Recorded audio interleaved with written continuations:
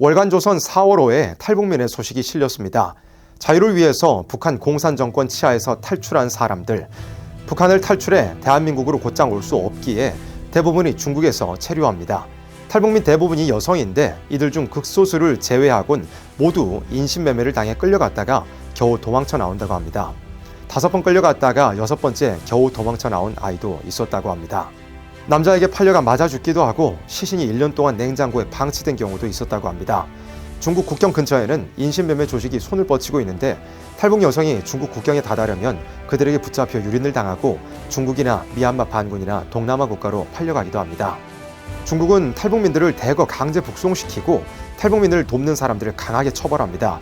북한 인권에 대해 일반 국민들이 크게 관심을 가지지 않고 정치권에서도 중국의 눈치를 볼 수밖에 없는 상황에서도 목숨을 내걸고 탈북민들을 구출하는 분들이 있습니다. 신앙인은 민족을 위해 기도해야 할 사명이 있습니다.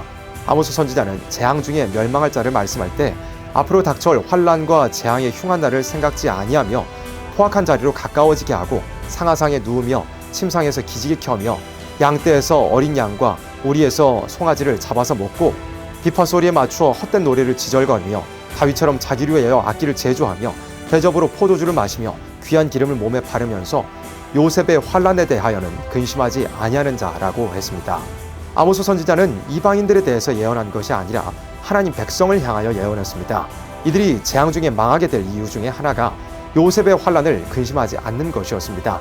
형제에게 팔려 고난을 겪었던 요셉을 들어서 형제 자매에 당하는 고통을 근심하지 않는 자들이 재앙에 망한다고 말씀한 겁니다.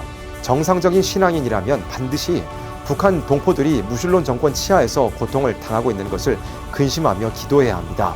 북한 동포들이 해방과 생명의 말씀을 얻게 될 날을 위하여 기도해야 합니다. 그리고 북한 동포의 해방은 지금 많은 사람들이 생각하고 계획하는 방법이 아니라 오직 하나님의 말씀대로 이루어질 것도 알아야 합니다. 북한 동포의 해방은 예수님의 재림과 연결되어 있습니다. 사도행전 3장에서 사도 베드로가 하나님께서 역사하시는 원리를 설명했습니다. 하나님께서는 선지자들을 통해서 예언한 대로 역사하신다는 것입니다. 선지자들의 예언대로 예수님께서 오셔서 죄인들을 위해 해를 받으셨습니다. 이것을 믿고 회개하는 사람은 죄 사함을 얻습니다. 선지자들의 예언대로 예수님께서 다시 오실 것입니다. 지금 하나님 보좌 우편에 계신 예수님은 선지자들의 예언대로 재림하셔서 만유를 회복시킬 것입니다. 재림은 만유의 회복을 이룹니다. 회복은 원래 상태로 돌아간다는 것입니다. 새로 만든다는 것이 아닙니다. 예수님은 재림하셔서 먼저 인간이 범죄하여 상실한 에덴 동산의 회복, 아름다운 천년왕국을 이 땅에 이루실 것입니다. 이사야 11장은 이때 온 세계가 통일되어 그리스도의 나라가 이루어질 것을 예언했습니다. 사나운 동물도 선해지고 사자가 소처럼 풀을 먹으며 젖을 먹는 아이가 독사의 구멍에 장난하는 아름다운 새 시대를 예언했습니다. 이와 같은 세상이 이루어질 때 이사야 11장 15절로 16절과 같은 역사가 있을 것입니다. 여호와께서 애굽 해골을 말리우시고 손을 유브라데 하수 위에 흔들어 뜨거운 바람을 일으키사 그 하수를 쳐서 7갈래로 나누어 신신고 건너가게 하실 것이라. 그의 남아있는 백성을 위하여 아수르에서부터 돌아오는 대로가 있게 하시되 이스라엘이 애굽 땅에서 나오던 날과 같게 하시리라. 구약시대에 북방에 위치하고 있었던 아수르를 들어서 이 마지막 시대의 북방 세력을 예언한 것인데 거기서부터 돌아오는 대로가 있게 하시되 이스라엘이 애굽 땅에서 나오던 날과 같게 하시리라고 말씀했습니다. 마치 구약시대에 하나님께서 모세를 사용하여 초인간적인 역사를 하게 하시고 압제받던 하나님의 백성들을 구출하여 낸 것처럼 마지막 때에도 1절로 5절과 같이 성령의 완전한 역사를 받는 종들을 통하여 초인간적인 역사를 하게 하시고 북방에서 압제받는 택한 백성들을 해방시키는 일이 있다는 것입니다. 이사야 43장에도 동일한 역사를 말씀했습니다. 먼저 19절로 20절에는 하나님께서 새 일을 행하셔서 이 땅에 새 시대를 이루실 것을 말씀했습니다. 앞선 14절에서는 바벨론을 물리치겠다고 말씀했는데 이것은 구약시대 북방에 위치했던 바벨론을 들어서 이 마지막 시대의 북방 세력을 예언한 것입니다. 15절로 18절은 이 역사가 과거 출애굽의 역사와 같을 것이지만 훨씬 더 놀랍고 강한 역사라는 것을 말씀했습니다. 마치 구약시대에 하나님께서 모세를 신과 같이 사용하여 애굽에서 압제받던 이스라엘을 바다를 갈라 구출해 내신 것처럼 마지막 때에도 1절로 2절과 같이 종들을 신과 같이 사용하여 북방에서 압제받는 택한 백성들을 구출해내는 일이 있다는 것입니다.